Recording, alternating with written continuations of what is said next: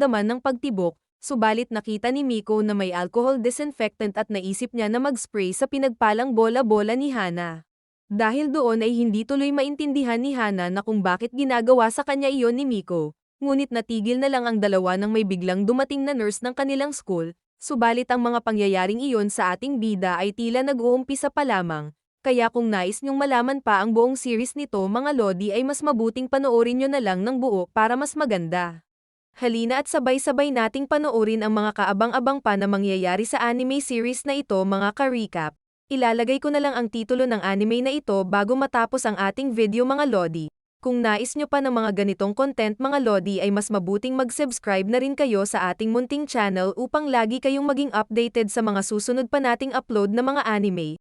Pwede rin kayong mag-request ng mga gusto nyong anime na aking gagawa ng recap sa abot ng aking makakaya. Hanggang sa muli mga ka-recap. Adios amigos! As of today, the Godmother is back!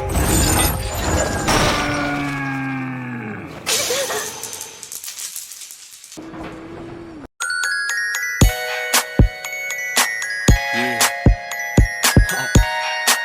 QC.